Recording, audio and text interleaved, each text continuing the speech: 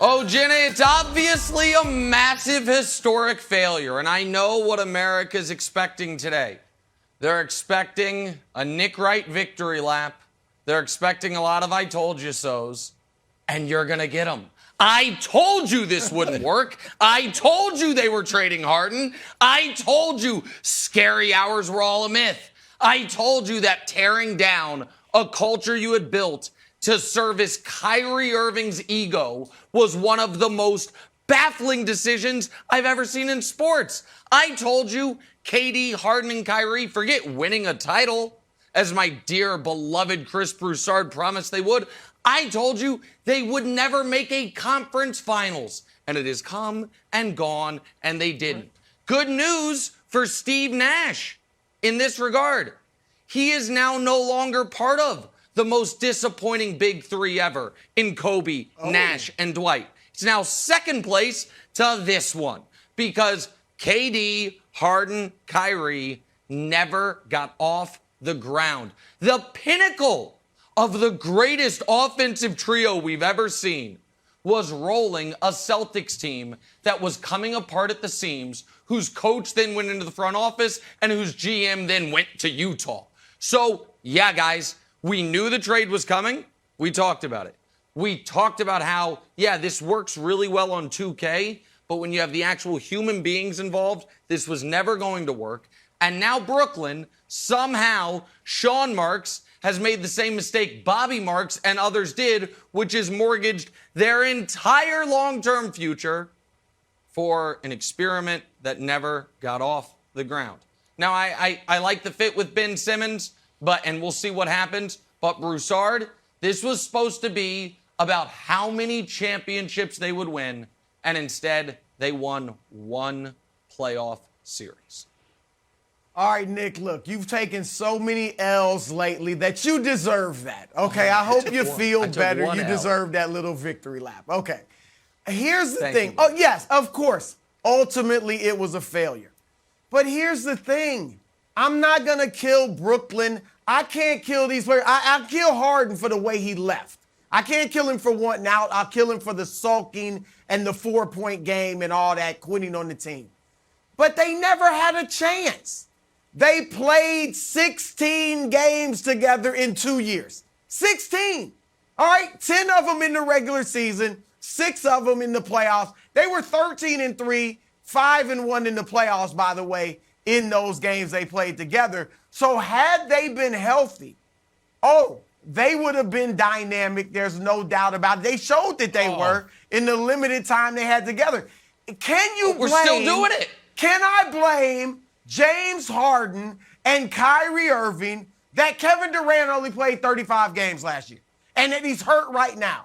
Can I blame Kevin Durant that Kyrie Irving and James Harden got hurt in the second round of the playoffs last year? Can I blame Kevin Durant and James Harden that Kyrie Irving decided not to get vaccinated? No, it is not there. Look, they didn't even get a chance, Nick. The thing you said that was right is it never got off the ground. 16 games. And you said they're the most disappointing victory ever. You're a historian of the game. You should know better, Nick. That is just false. I can name four. I can name 4 groups that were more disappointing than this group. Number one, Jerry West, Wilt Chamberlain, and Elgin Baylor. Number 2, they made Charles the finals. Barkley, Hakeem. They didn't win it.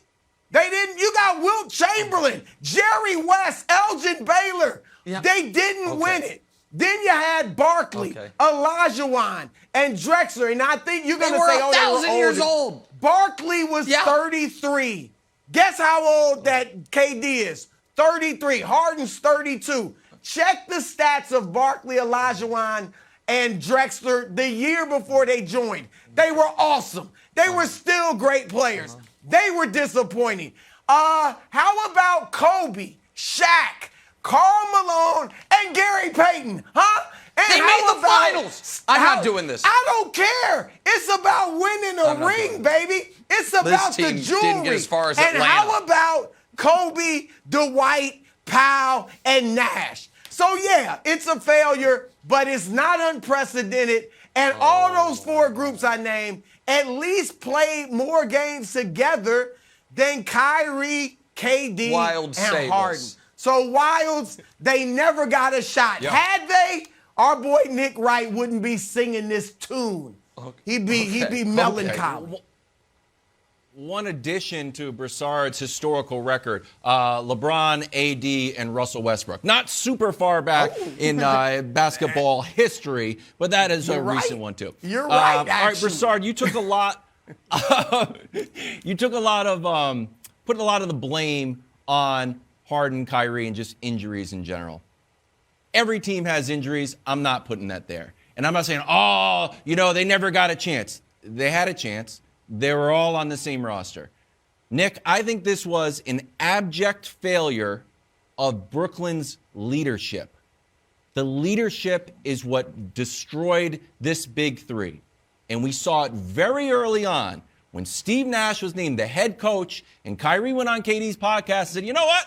We don't really have a head coach. KD could be the coach. I could be the coach one day. Steve Nash should have listened to that and say, no, I am the coach. And I'm going to make the decisions, because from that point on, every decision was every which way. Hey, are we going to play DeAndre Jordan? Yes, he's going to start. Nope. A few months later, DNP coach's decision. Hey, you know what? Sean Marks made an organizational decision that Kyrie is not going to play because, quote, they have to remain true to our long-established values of togetherness and sacrifice. 2 months later, hey, by the way, we changed our mind. Kyrie's welcome back. Someone has to make a decision. Hey, KD, have you talked to Kyrie about getting vaccinated? Nope, it's not my place. Okay, sure, it's a medical thing. Kyrie, did you talk to Harden about staying? Quote from yesterday, that's not really my place. It's no one's place to do anything. And that's why this team is just rudderless. Yes. No one wants to be a leader. And I know everyone's going to say, this is the thing I'm super mad about. And I want this never to happen again. When coaches win Coach of the Year, everyone always comes out of the woodwork and says, bunch of stars. Of course Phil Jackson won Coach of the Year. He had a bunch of stars. Oh, Steve Kerr, anybody could do that with a bunch of stars. No, you can't. Yeah. It's actually harder. When you look at The Last Dance, Phil Jackson had Scottie Pippen take an elective surgery to start the season. He kept the team together. Oh, Dennis Rodman, you want to go to Las Vegas and literally be in a wrestling match in the playoffs? Sure, I'll keep the team together. The idea that Steve Nash and Sean Marks couldn't keep 3 iconic superstars of this generation together is not a failure of injuries and health. It is a failure of leadership. Sorry, I got fired up. And here's the other thing. Here's the other thing. First of all, great job, Wilds and Brew. And I know we're going to talk about this all day, but so I'll be very quick here. It was not just injuries as to why they only played 16 games. They traded for Harden when Kyrie, remember his unpaid or his paid sabbatical last year? It's like Kyrie. It's like, I need time off. I just need, guys, 2 weeks paid time off middle of the season. They could have got time there. This year, they could have got time if Kyrie, got vaccinated. And they certainly could have gotten some more time together if Harden didn't just all of a sudden quit on the team. I happen to believe that if they would have, the epicenter of this failure is Kyrie, not Harden. Harden is the first one to pull a parachute. But the moment Kyrie didn't get vaccinated, it started. And then I believe, had they just left him on the shelf, Harden might have made it through the season. It's like, I can be, Houston, James Harden, this could be fun.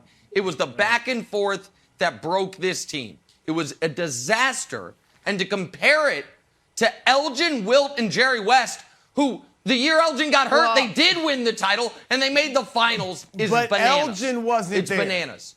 Thanks for watching. Subscribe here to get the latest from the show. Also, be sure to check out more of the best clips from First Things First, or go watch a few segments from our other shows on FS1.